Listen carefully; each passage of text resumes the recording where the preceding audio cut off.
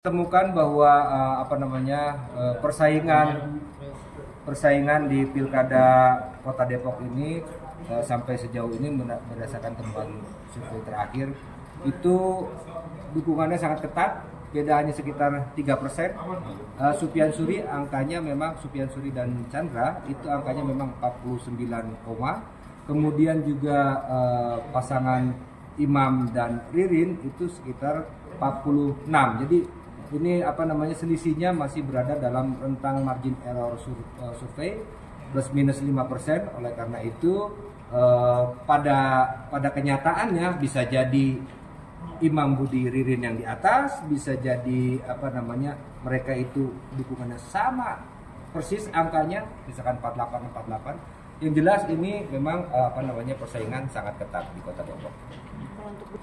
Metode sampling kita menggunakan multi-stage random sampling, mengambil sampel sebanyak 400 responden, di mana 400 responden ini punya toleransi kesalahan sekitar 5%. Jadi bisa dibaca ke atas 5% atau ke bawah 5%. Penyebabnya terutama menurut saya adalah kegiatan sosialisasi yang lebih efektif dari pasangan Supian Chandra ya. Tadi kita bisa lihat bahwa Supian Suri dipilih terutama karena perhatian pada rakyat. Citra perhatian pada rakyat itu biasanya muncul dari kegiatan sosialisasi yang dilakukan. Meskipun memang tadi kita lihat bahwa kegiatan sosialisasi antara Supian Suri dan Imam Budi itu relatif imbang ya begitu. Tapi itu kan angkanya berimbang. Tapi bisa jadi yang dikunjungi itu berbeda karakteristiknya.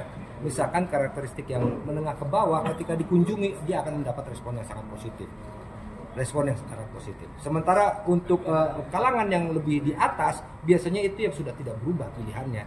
Tapi kemudian didatangi sama Imam Budi sehingga efeknya tidak bertambah.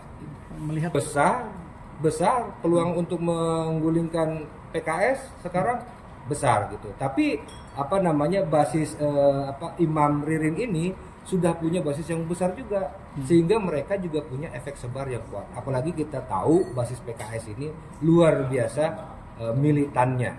Oleh karena itu tidak mudah juga. Peluangnya ada, cukup besar. Tapi nggak mudah juga untuk itu. Kalau angka perubahan signifikan juga ada, pokoknya tergantung dari kekuatan sosialisasi calon. Kualitas sosialisasi itu yang paling utama menurut saya gitu. Itu yang paling utama. Karena kita begini, ketika saya datang kepada Anda, bantu dukung saya ya. Nah, itu beda kualitasnya dengan spanduk baliho yang tiap hari kepanasan kehujanan, senyum terus di jalanan. Itu beda. Ketika kita datang, siapkah saya ikut dukung. Jadi beda emang harus kegiatan sosialisasi itu meskipun sulit tapi emang itu yang harus dilakukan. Nah, calon memang cuma ada 2, itu pun terbatas. Oleh karena itu simpatisannya dan segala macamnya, jaringan pemilihnya itu harus kuat menjangkau pemilih. Dan itu simpul sosial yang sangat berpengaruh karena sama tetangga kita kan kenal dekat.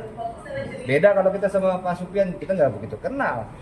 Dengan Pak Imam, kita nggak begitu kenal. Tapi ketika tetangga kita kenal dekat sama kita, ngajak kita baik-baik gitu kan, mereka senang. Simpul itu, karena calonnya kan cuma 2. Kalau tambah wakilnya cuma 4. Mau mampu menjangkau masyarakat segitu banyak. Nah, dari tetangga kalau untuk gubernur itu tadi kita lihat sendiri bahwa sekitar 67%. Deddy Mulyadi Erwan Setiawan didukung oleh masyarakat. Pesaing utamanya tadi kelihatan baru hanya Saiful Ilham di angka 19, sekian, 19 sampai 20%. Itu selisihnya jauh sekali dan signifikan.